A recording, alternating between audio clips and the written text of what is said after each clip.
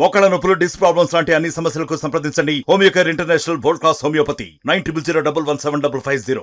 సికింద్రాబాద్ పార్లమెంట్లో మరొకసారి కాషాయ జెండా ఎగరేశారు కేంద్ర మంత్రి కిషన్ రెడ్డి మనతో ఉన్నారు. ఒకసారి ఆ విజయానికి సంబంధించి కావచ్చు, ఎన్నికలకు సంబంధించిన అంశాలన్నీ కూడా కేంద్ర మంత్రి రాష్ట్ర అధ్యక్షుడు కిషన్ రెడ్డితో మాట్లాడించే ప్రయత్నం మీద. కిషన్ రెడ్డి గారు ఎలా చూస్తారు మీ గెలుపును? దాదాపుగా 50,000 మెజార్టీతో మరొకసారి కాషాయ జెండా ఎగరేశారు. ఎట్లా చూస్తారు ఈ ఎన్నికలు? తెలంగాణ రాష్ట్రంలో నరేంద్ర మోడీ గారి నాయకత్వం పట్ల విశ్వాసంతో ఎన్నికలు సరళి పోలింగ్ జరిగింది. కాంగ్రెస్ పార్టీ అనేక రకాల తప్పుడు ప్రచారం చేసినప్పటికీ, అదేవిధంగా టీఆర్ఎస్ ప్రభుత్వం కూడా అనేక రకాలుగా, టీఆర్ఎస్ పార్టీ కూడా అనేక రకాలుగా విమర్శించినప్పటికీ కూడా తెలంగాణ ప్రజలు ఇటు టీఆర్ఎస్కు వీడుకోలు పలికారు.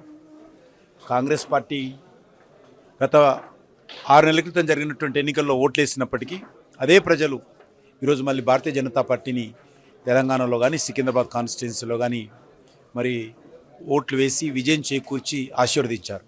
ఒకవైపు డబుల్ డిజిట్ స్థానాలు సాధిస్తామని చెప్పి బీజేపీ కుండల బద్దలు కొట్టినప్పటికీ ఎక్కడ మిస్ అయింది అసలు ఈ డబుల్ డిజిట్ అనేది? డబుల్ డిజిట్కైనా మొదటిసారి ఆంధ్రప్రదేశ్లో, ఉమ్మడి ఆంధ్రప్రదేశ్లో కానీ తెలంగాణ రాష్ట్రంలో కానీ భారతీయ జనతా పార్టీ స్థాపించిన తర్వాత అత్యధికమైనటువంటి సీట్లు ఈరోజు అధికారంలో ఉన్నటువంటి కాంగ్రెస్ పార్టీతో సరిసమానంగా ఈరోజు రావడం జరిగింది. మేము ఒక 2 సీట్లు తగ్గినప్పటికీ కూడా బీజేపీ చాలా సంతోషంగా ఉన్నది.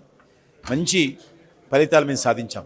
ఒక కామెంట్ చేశారు ఇందాక, ఎంఐఎం మాతో పోటీ చేసిందంటే మీ మీద ఇండైరెక్ట్ ఎంఐఎం పోటీ చేసి ఏ విధంగా? అసలు కాంగ్రెస్ కాదు ఎంఐఎంతో పోటీ అనేది ఎట్లా? అది అసలు కాంగ్రెస్ పార్టీ ఎక్కడ కూడా కనిపించలేదు కొన్ని కాన్స్టిట్యున్సీ అసెంబ్లీ నియోజకవర్గాల్లో.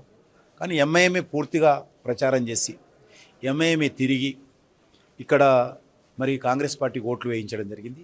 కాబట్టి అది బీజేపీతో మరి ఎంఐఎం పోటీ చేస్తుందా, కాంగ్రెస్ పోటీ చేస్తుందా తెలియనటువంటి పరిస్థితుల్లో ఈరోజు సికింద్రాబాద్ కాన్స్టిట్యున్సీలో కానీ, కొంత మరి చేవెళ్ళ కాన్స్టిట్యున్సీలో కానీ కనిపించింది. చివరిగా ఎలా ఉండబోతుంది అసలు? ఎందుకంటే గతం కంటే కూడా డబుల్ స్థానాలు కూడా గెలిచారు. మీ పోరాటం ప్రస్తుతం ఉన్నటువంటి ఈ ప్రభుత్వం మీద కానీ, మరొక వైపు ప్రతిపక్ష హోదాలు ఎట్లా ఉండబోతుంది? ఇక్కడ ఖచ్చితంగా రానున్న రోజుల్లో ఒక నిర్మాణాత్మకమైనటువంటి ప్రతిపక్షంగా భారతీయ జనతా పార్టీ ఉంటుంది. కాంగ్రెస్ పార్టీ ఇచ్చినటువంటి హామీలకు ఏవైతే ఇచ్చారో వాటిపైన సంపూర్ణంగా అమలు చేసే విషయంలో రాష్ట్ర ప్రభుత్వం మీద, కాంగ్రెస్ పార్టీ ప్రభుత్వం మీద ఒత్తిడి తీసుకొస్తాము. ఒక సమగ్రమైనటువంటి కార్యాచరణ ప్రణాళిక రూపొందించుకొని ఒక రాజకీయ ప్రత్యామ్నాయ శక్తిగా ఈరోజు ఇటు కాంగ్రెస్కు, బీఆర్ఎస్కు, ఎందుకంటే బీఆర్ఎస్ ఆల్మోస్ట్ మరి ఈరోజు తెలంగాణ ప్రజలు మరి ఆ పార్టీకి వీడుకోలు పెరిగారు.